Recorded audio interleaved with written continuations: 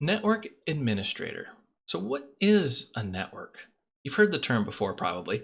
The network's down, or we're having network issues, or I need to call a network guy.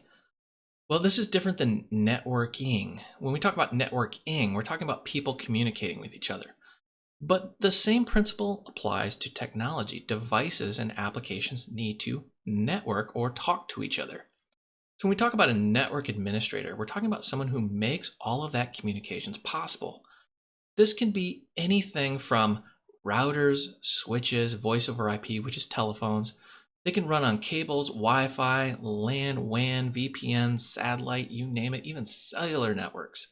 So, when we're talking about IT and IT jobs and network administration, typically what we're talking about is someone who's going to configure the equipment to allow the networking to take place. See a picture of a man putting a cable into a device.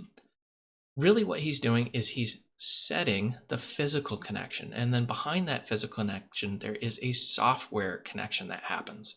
He really controls that. So, a typical network administrator could just be someone like you. If you set up your own home network, like if you have a modem, a router, a switch, that kind of thing, and you plugged it in and turned it on, congratulations, you're a junior network administrator. All the way up to someone like a CCIE. This is someone who is highly certified. They're a Cisco certified internet expert. They make the internet work. So that's right. The internet itself is just one giant network of networks connected together. Think of that. It's just mind blowing. So, really, the day to day on a network administrator is turning ports on and off. And if you don't know what a port is, it's what the cable plugs into. So they'll turn those on and off. They'll set routes. Now, what are routes? Let's say you want to talk to Bob. You would create a route between you and Bob. But now Bob wants to talk to Mary. So now you'd create a route or a communication path between Bob and Mary. It's really all they do. It's what we talk about.